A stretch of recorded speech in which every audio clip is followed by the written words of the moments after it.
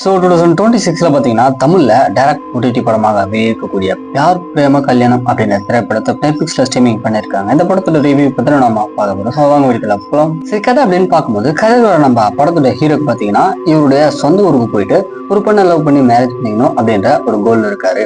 இந்த பக்கம் நம்ம படத்தோட ஹீரோயின் ஒரு சோஷியல் மீடியா இன்ஃபுளுசரா இருக்காங்க. ஸோ இவங்க 2 பேரும் மீட் பண்ணி நல்லா பழகி லவ் பண்ணி மேரேஜ் போய் நல்லா நடந்து முடிஞ்சிருது. பட் இந்தியன் கல்ச்சருக்கு அப்படியே ஆப்போசிட்டா நம்ம ஹீரோயின் பார்த்தீங்கன்னா அவங்க வீட்டுக்கு வந்துட்டு ஓடி போயிடறாங்க. அதுக்கு நம்ம ஹீரோ கேட்கும்போது நீ வேணா என்னுடைய வீட்டுல இரு அப்படின்ற மாதிரி இவங்களுமே சொல்லும்போது ஸோ நம்ம ஹீரோமே அந்த சேலஞ்ச் கொடுத்துக்கிட்டே போறாரு. இதுக்கப்புறம் அந்த வீட்டில் நடக்கக்கூடிய சொர்ண சம்பவங்கள் என்ன கடைசியாச்சு அப்படின்றது அந்த படத்தோட ஒன்லே ஸ்டோரியா இருக்கு. ஆக்சுவலி அந்த படத்தோட ஸ்டோரி பார்த்தீங்கன்னா யூஷுவல் லவ் ட்ராமா மாதிரி இல்லாம கொஞ்சம் டிஃப்ரெண்டா ட்ரை பண்ணியிருக்காங்க. பட் போக போக பார்த்தீங்கன்னா அது அந்த அளவுக்குள்ள ஒர்க் அவுட் ஆகல.